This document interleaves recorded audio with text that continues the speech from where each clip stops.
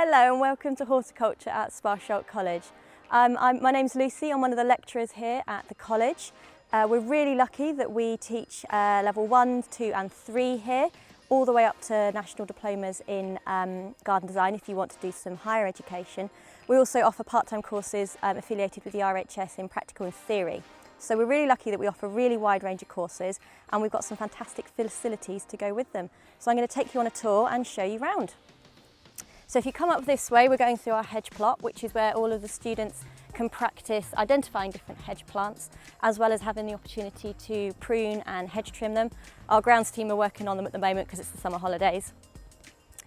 We've got our rose border, which was all planted up by students just here, and we've got it filled with companion plants. So hopefully we won't have many problems with our roses because of the planting we've chosen around them. So I'll take you in onto the tropical house, where we keep all of our tropical plants. So the tropical house is heated, which means it's 25 degrees plus in the summer, and we always keep it about 18 degrees in the winter. And we have a brilliant selection of tropical plants and plants that we would usually use as house plants. All students on all the levels have an opportunity to work in here as part of their work experience, where they'll help plant new species, they'll help propagate old ones and just keep everything looking really smart. We've got more greenhouses behind you this way, and we use those for storing a lot of our Chelsea plants. Level 3 students get the opportunity to enter Chelsea Flower Show each year, and as part of that they grow all of their own plants, and we use that greenhouse because it's a little bit cooler. And if you want to follow me into the left here, we have got our propagation unit. And we're really lucky that we've got so much space here at Sparsholt, including all of the technical gear. For example, our fogging unit, which at the moment has had its lid off for the summer, but back in the autumn we can get that going again, and it gives students of all levels opportunities to practice different propagation skills. It's a really great facility, it's really nice. All the shading, all the windows are all automatic, which is really handy as well, so it keeps it all really nice and stable in here. So if you want to follow me, and we'll head up to the lawn, and as we go up through the lawn I will show you the rose border. So the roses were replanted a couple years ago by students, so although we've been here a long time teaching horticulture, we are always changing and adding new schemes of work and everything like that. So this was planted up a couple years ago, and the grounds team are working on it at the moment, because like I said, summer holidays. But the students planted it all up, they've helped with the mulching, they'll help with the pruning as well in the autumn next year. And luckily a few of them are just in flower now, which is looking fantastic. If you have a little look on the left, we've got more greenhouses that we use for different projects. We are thinking at the moment to use this one for autumn vegetables, and hopefully a student group is going to get those going in the autumn this year.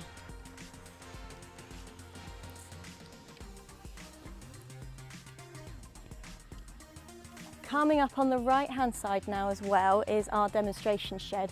So it's another really large teaching space that we can use, especially during the winter with the wet weather. So it looks a little bit old, but don't let that fool you. It's still got all of the top of the range stuff inside, and it's a really big space. So we use that mostly for grafting, where we can get a little bit messy, and for soil science and soil testing and things like that. It's a great place. Most of our students meet there for practicals as well, because they can get all the instructions and then they can get ready to start their day. So behind you here we've got our lawn, which is where a lot of our students meet, and our brand new acid border. So each year on the department we like to have a project that the students do from scratch, and this year was planting up a brand new border. The guys started in September, so all 3 levels across the board helped dig and mulch, took up the turf and then replanted it all with new shrubs, new heathers, and there's loads of bulbs going in there this autumn. So we haven't decided what our project will be this autumn yet, but we're really excited. We do like to pick a really nice big project every year.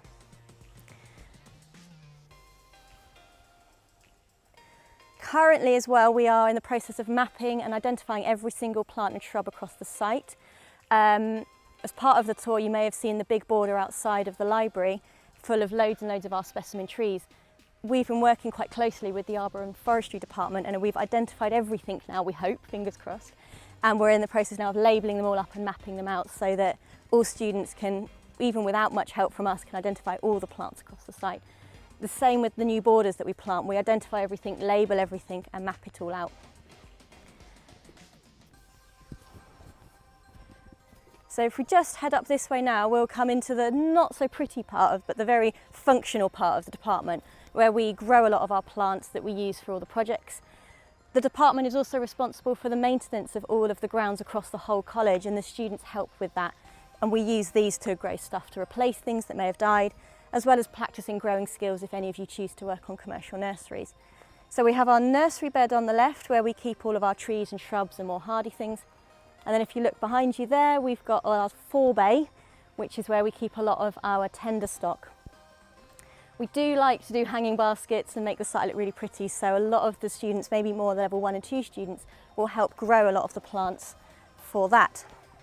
If you want to have a little look in our organic tunnel as well, it's looking rather fantastic at the moment. We use the organic tunnel for the RHS groups, but other students have opportunities to grow things in here. And it's always full of vegetables. It's called the organic tunnel because we try and do everything in here as organically as possible. And hopefully in September, there'll be loads of tomatoes that you guys can munch after doing some work. Like I said earlier on as well, the level 3 students have the opportunity to go up to Chelsea every year, and we've had a really good run of medals over the last few years. This is where the level 3 students are currently constructing their Chelsea Flower Show garden. So we always build it in mock in here first, take it down and then rebuild it up in London so that we can guarantee 100% it's the right size, the right shape, and it's perfect. So we've got loads more tunnels as we go up. This is our vegetable garden. One of our lecturers is very, very into his vegetables, so he very much leads this space. And it's currently full of potatoes, different onions. So I think we've got about 4 different types of onions and about 6 different types of potatoes. And hope it gives you guys again another opportunity to practice real life skills and things like that. We've got our annual beds for identification. So all the plants that you learn whilst you're at Sparsholt, we don't do from books, we do it from real life specimens, because you can't learn things if you're just looking at pictures. So everything on all of your identification tests will be on site, so you can touch them, feel them, smell them. It's a really good way to learn your plants. So if you want to head up this way, we've got our Gardener's Question Time garden. It's where they used to film Gardener's Question Time in the potting shed, and this is our old potting shed. It's being painted, so it's starting to look really, really nice. And we've recently installed a wildflower meadow roof to it, which I think looks absolutely beautiful. So, like I was saying before, we always try and have a brand new project for students to get their teeth stuck into every year. This is one of the areas that has been earmarked in the future of needing a little bit of love.